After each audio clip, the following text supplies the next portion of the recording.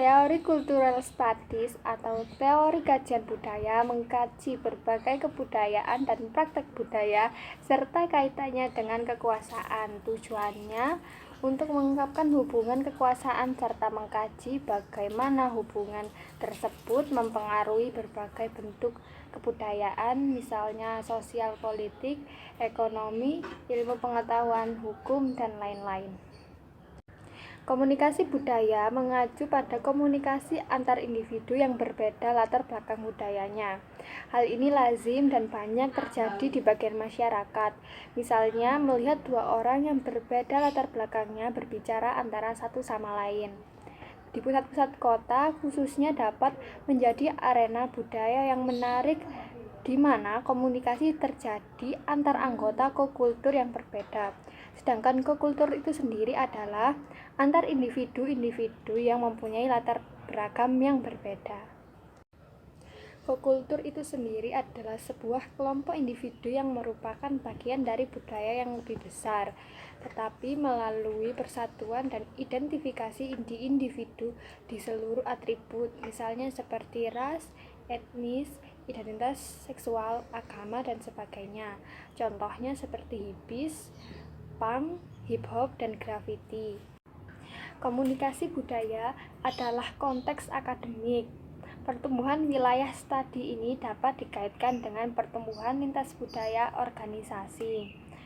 Dengan banyaknya perusahaan Amerika Serikat melakukan bisnis di luar negeri, selain itu, ketersediaan teknologi, pergeseran populasi, dan upaya yang tulus untuk memahami budaya lain berkontribusi terhadap meningkatnya minat dan sering percakapan yang berkaitan dengan konteks ini. Metode kajian budaya dan media.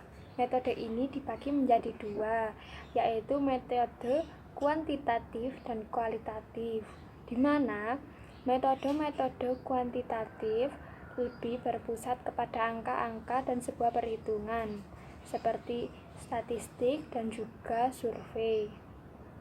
Sedangkan metode kualitatif lebih berkonsentrasi kepada wawancara mendalam, diskusi kelompok terarah, dan juga analisis tekstual. Kajian budaya dan media biasanya lebih banyak menggunakan metode kualitatif. Kualitatif ini perhatiannya lebih pada makna kebudayaan, misalnya kajian etnografi. Kajian etnografi itu sendiri adalah berasal dari kata ethos, yaitu bangsa ataupun suku bangsa. Nah, etnografi sendiri adalah kajian tentang kehidupan dan kebudayaan suatu masyarakat atau etnik, misalnya tentang adat istiadat, kebiasaan, seni, religi, dan juga bahasa. Tujuan utama dari penelitian etnografi yaitu lebih memahami suatu pandangan hidup dari sudut pandang penduduk lainnya. Menurut Malinowski, tujuan etnografi yaitu memahami sudut pandang penduduk asli dan hubungan dengan masyarakat untuk mendapatkan pandangan lebih mengenai. Selain itu, ada kajian tekstual. Meskipun kajian tekstual ini punya ragam penampilan, tetapi ada dua cara analisis yang paling banyak sering digunakan untuk kajian budaya dan juga media, yaitu semiotika dan juga narasi. Semiotika itu sendiri mempelajari bagaimana makna dari sebuah teks dan simbol bisa diperoleh melalui pengaturan tertentu, tanda-tanda, dan penerapan kode-kode kultural. Narasi memberi kerangka pemahaman dan aturan mengenai bagaimana tatanan sosial dan budaya itu dibentuk. Hampir semua penelitian kualitatif mengandalkan dari bagaimana kemampuan peneliti menarasikan fakta dan data lapangan yang telah mereka peroleh di lokasi penelitian. Kajian budaya dan media memiliki identitas. Dalam kajian budaya dan media, identitas lebih bersifat kultural dan tidak punya keberadaan di luar representasinya. seks, subjek, dan representasi. Dalam kajian budaya dan media, seks dan gender dilihat sebagai konstruksi sosial dan budaya yang secara intrinsik terimplikasi oleh persoalan-persoalan representasi. Seks dan gender lebih merupakan persoalan kultural ketimbang alam, meski ada juga pemikiran-pemikiran feminin yang menekankan pada perbedaan esensial antara maskulin dan juga televisi, teks, dan audiens. Sudah sekian dekade ini, televisi menjadi perhatian dalam kajian budaya dan media. Karena televisi memiliki kedudukan sentral dalam praktik komunikasi masyarakat yang modern. Perhatian ini menjadi semakin kuat dengan pergeseran televisi global dari jasa penyiaran publik menjadi televisi komersial. Kajian budaya menurut Stuart Hall. Ahli teori komunikasi Stuart Hall lebih fokus pada peran media dan kemampuan mereka untuk membentuk opini publik tentang populasi marginal, termasuk orang-orang dari ras tertentu, orang-orang miskin, dan beberapa karakteristik lainnya yang tidak mempresentasikan sudut pandang laki-laki berkulit putih ataupun heteroseksual dalam kurung kaya. Asumsi dasar kajian budaya. Kajian budaya pada dasarnya berpusat pada bagaimana kaum elit seperti media menggunakan kekuatan mereka pada kelompok minoritas. Teori tersebut berakar pada beberapa pendapat fundamental tentang kebudayaan dan kekuasaan tersebut. 1. Kebudayaan terbentuk dan membentuk seluruh aspek perilaku manusia. 2. Individu merupakan bagian dari struktur hierarkis kekuasaan. Asumsi pertama, Dreamamun menyatakan bahwa kebudayaan terdiri atas beragam kegiatan yang ada di dalam sebuah populasi.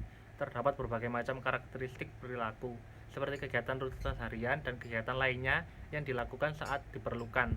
Paul Duguay, Stuart Hall, Linda Jones, Hugh McKay, dan Kate Nugus menjelaskan bahwa kegiatan-kegiatan seperti ini saling bersinggungan dan dapat membantu dalam memahami proses pembentukan kebudayaan.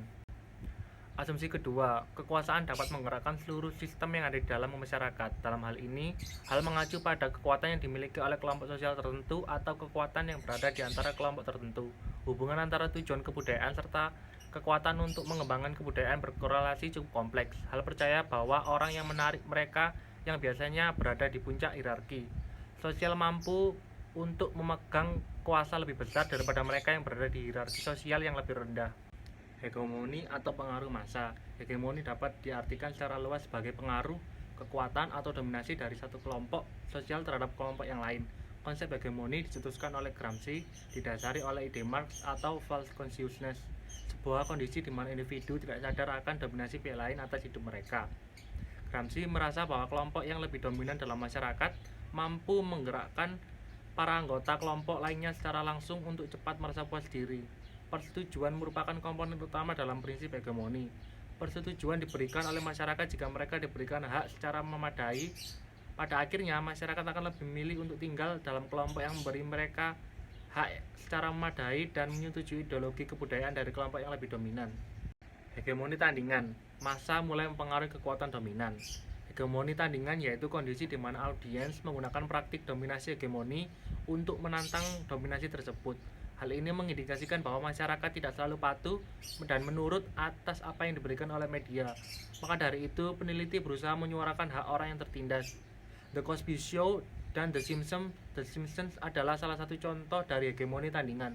Ketika banyak orang menganggap acara tersebut sebagai hiburan semata, namun pada dasarnya kedua acara tersebut mendemonstrasikan tentang bagaimana sebuah materi tayangan televisi dapat menantang para kelompok mayoritas dan secara tidak langsung mempengaruhi tingkah laku para audiensnya. Pemecahan kode oleh penikmat media atau audiens. Isi pesan hegemoni atau media hegemoni tandingan tidak dapat tersampaikan dengan baik apabila audiens kurang mampu menyerap informasi yang diberikan serta membandingkannya dengan pengetahuan terdahulu. Hal ini disebut pemecahan kode atau decoding. Media sering dikaitkan dengan pembentukan kelas sosial di kebudayaan barat. Hal mengelaborasikan tentang pemecahan kode tersebut dalam media. Ia menyadari audiens memecahkan kode informasi dari 3 posisi: hegemoni dominan, negosiasi, dan oposisi. Posisi hegemoni dominan. Posisi hegemoni dominan, individu bertindak dalam sebuah kode informasi yang dominan dan melatih lebih kekuasaan daripada kode yang lain. Hal menghubungkan penggunaan kode tersebut dengan cara memproduksi interpretasi hegemoni di dunia nyata. Pemilihan kata-kata, gambar-gambar yang ditampilkan, dan pemilihan bintang menjadi bagian dari penggunaan kode profesional.